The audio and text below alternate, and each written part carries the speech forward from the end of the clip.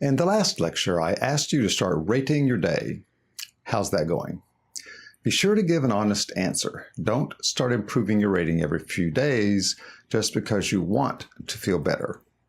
There's nothing wrong with being stuck at a 5 or a 6. Well, there is something wrong, but the only way you'll get to a resolution is acknowledging where you're really at, honestly.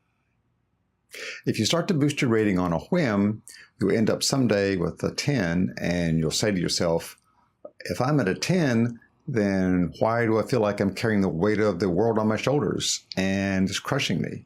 So don't do that. Now, in this video, we'll address the next part of the header, which is the top 3 things. You probably have a project or a task management system with a zillion items on it. So why am I suggesting to focus on only 3 things? Your focus is limited. Trying to keep a zillion tasks all in your head is impossible. That's why they're logged into a system or written down somewhere. Most people have a way of tagging the items in their system as urgent or immediate or low or high priority, or ranking them in some fashion from 1 through 999. I've tried all of these myself. Now I'm suggesting you focus on 3 each day. Yes, I know that sounds insane and you're going to push back. But if you start at 3, at some level that tells your brain the day is in fact manageable. It's not a lost cause.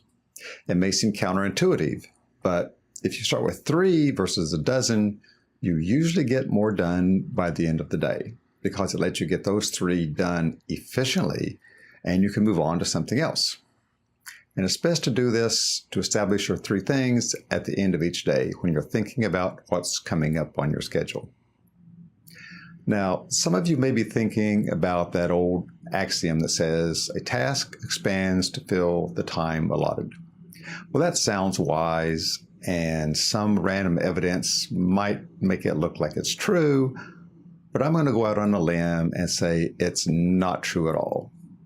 The time you spent on that task did not magically expand 10 times, and all that extra time was spent in actually one of 2 ways. Either the scope was expanded beyond all original intentions, so it no longer even resembles that original task, or the extra time was spent doing other stuff, and all that other stuff was not your priority.